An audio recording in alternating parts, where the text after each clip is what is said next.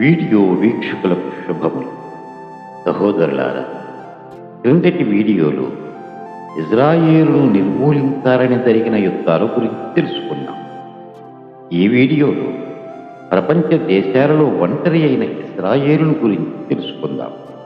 ఇప్పుడు అన్ని దేశాలు ఇజ్రాయేలును వేలెత్తి చూపుతున్నాయి. ఇజ్రాయేలుపై జరిగిన దాడి, మారణహోమం పట్టించుకోకుండా తమ రక్షణ కోసం ఇజ్రాయేలు యుద్ధం చేస్తే ప్రజలను చంపేస్తున్నారని, మానవత్వం లేని దేశమని ప్రకటనలు చేస్తున్నారు.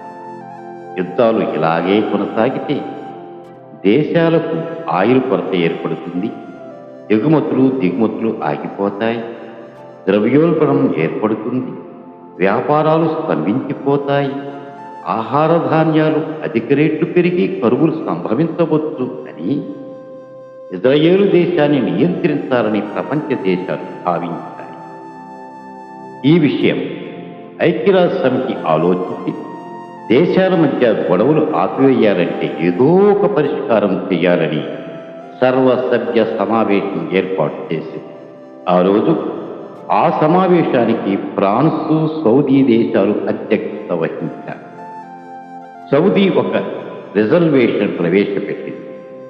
ఈ సమస్య పరిష్కరించాలంటే ఇజ్రాయేలు రెండుగా విభజించాలని చెప్పింది.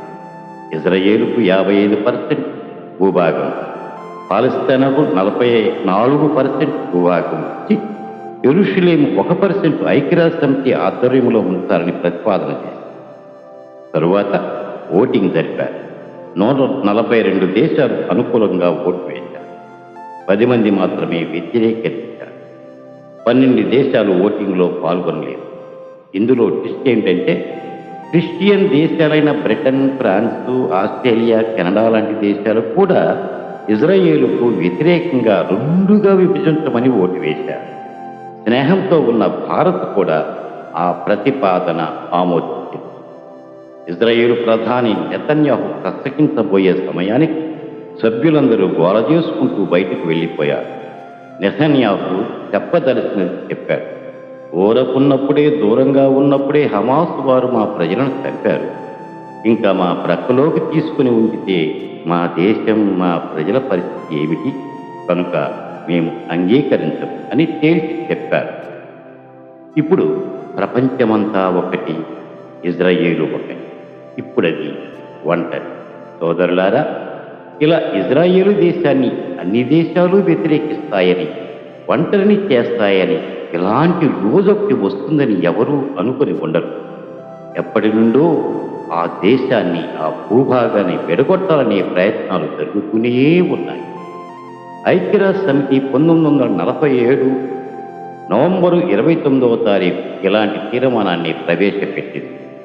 ఇజ్రాయేలీలు ఒప్పుకున్నారు, కానీ పాలస్తీనులు ఒప్పుకోలేదు. అప్పుడది ఫెయిల్యూర్ అయ్యింది. మరలా 1981వ సంవత్సరంలో ఒబామా పీరియడ్లో తూర్పు భాగం పాలస్తీనాకు, పడమర భాగం ఇజ్రాయేలుకు ఇచ్చే విధంగా తీర్మానించాలని 70 మందితో సెక్యూరిటీ ఆఫ్ కౌన్సిల్ ఏర్పాటు చేసింది. కానీ అది జరగలేదు. అందరికీ ఇజ్రాయేలుపై ఇంత ద్వేషం ఎందుకో కానీ, ఇజ్రాయేలీలు చెల్లాచెదరైన పిదప క్రీస్తు శకం 135వ సంవత్సరం ఎడ్రిన్ చక్రవర్తి యూదులకు దేశమే లేకుండా చెయ్యాలని, ఇశ్రాయేలు దేశం అనే పేరు వినపడకుండా ఉండాలని ఫిలిస్తీ అని నామకరణం చేశారు. రాను రాను అది పాలస్తీనగా పిలువబడింది. జుడియా భాగానికి సిరియా పాలస్తీనా అని, యెరూషలేంకు ఇలియా క్యాపిటల్ అని పేరు పెట్టారు. చూడగా ఇజ్రాయేలు జాతి నివసించడానికి కూడా భూమి లేకుండా చెయ్యాలనే కక్ష సాధింపు ఎందుకో మరి. ఇజ్రాయేలు దేశం పట్ల అనేక దేశాలు పక్షపాత ధోరణితో ఇజ్రాయేలును ఒంటరిని చేశాయి. ఇలా జరుగుతుందని 2700 సంవత్సరాల ముందే ప్రవచనం చెప్పబడింది. ఆ ప్రవచనం ఈనాడు ఈ విధంగా నెరవేరుతుంది. ఆ ప్రవచనాన్ని చూద్దాం. జకర్యా గ్రంథం 12వ అధ్యాయం 2వ వచనం నుంచి 3వ. నేను యెరూషలేమును చుట్టూ ఉన్న జనులందరికీ మత్తు పుట్టించు పాత్రగా చేయబోతున్నాను. శత్రువులు యెరూషలేమును ముట్టడి వేయగా అది యోధా మీదికి వచ్చు. ఆ దినమందు నేను యెరూషలేమును సమస్తమైన జనులకు బరువైన రాయిగా చేతు, దానిని ఎత్తి మోయువారందరూ మిక్కిలి గాయపడుదు, భూజనులందరూ దానికి విరోధులై కూడుదు. ఇది ప్రవచనం. చెప్పింది ఏమిటి?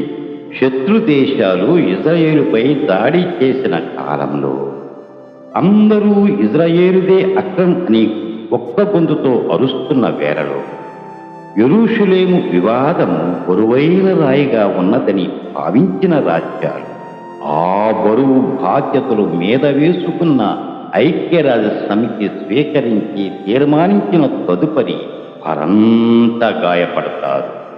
మరియు భూరాజ్యాలన్నీ ఇజ్రాయేలుకు విరోధముగా కూడి ఓటు వేసి ఇజ్రాయేలు రాజ్యాన్ని ఒంటరిగా చేశారు అని ఈ ప్రవచనం బోధి. మరి ఈ ప్రవచనం ఈ కాలమందు నెరవేరింది కదా, ఏ మాత్రము సంశయము లేదు.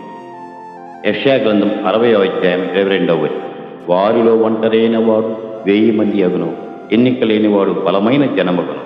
యెహోవానగు నేను తగిన కాలమున ఈ కార్యమును త్వరపెట్టుదును అన్న ఈ దేవుని మాట ప్రకారం ఇజ్రాయేలుకు ఎన్నికలలో ఓటు వేయకపోయినా, ఒంటరిగా చేసినా కూడా తగిన సమయంలో ఇజ్రాయేలును బలీయమైన రాజ్యముగా చేస్తానని దేవుడు వాగ్దానం చేస్తున్నాడు.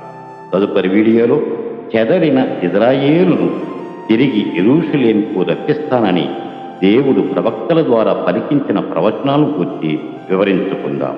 దేవుని కృపా సమాధానములు మనందరికీ తోడయుండునుగాక. ఆమేన్.